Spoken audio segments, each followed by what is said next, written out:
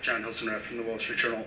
Many Americans are upset that gasoline prices are rising so fast and that food prices are also going up. Can you talk about whether there's anything that the Fed can or should do about that? And can you also elaborate on the increase that we've seen in the inflation forecasts that the Fed put out today? Sure. Thanks, John. So first of all, gasoline prices obviously have risen quite significantly. And we, of course, are watching that carefully, that higher gas prices are absolutely creating a great deal of financial hardship for a lot of people. Gas, of course, is a necessity. People need to drive to get to work. So it's obviously a very bad development to see gas prices rise so much. Higher gas prices, higher oil prices also make economic developments less favorable. On the one hand, obviously, the higher gas prices add to inflation. On the other hand, by draining purchasing power from households, higher gas prices are also bad for the recovery. They cause growth to decline as well. So it's a double whammy coming from higher gasoline prices.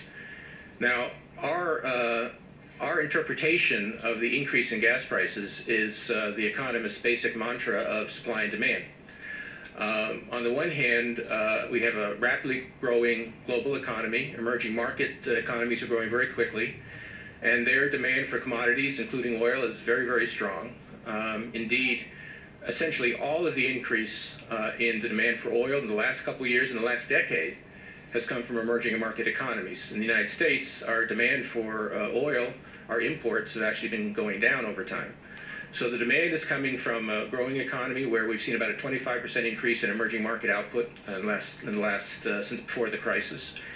And on the supply side, as everybody knows who watches television, we've seen disruptions in the Middle East, North Africa, and Libya, and in other places that have constrained supply. The supply has not been made up, and that in turn has driven gas prices up quite significantly.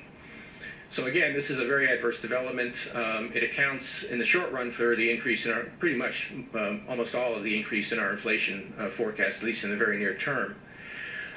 There's not much the Federal Reserve can do about gas prices per se, at least not without derailing growth entirely, which is certainly not the right way to go.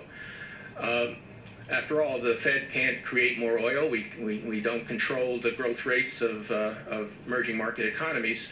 What we can do is basically try to keep higher gas prices from passing into other prices and wages throughout the economy, creating a broader inflation, which would be much more difficult to extinguish.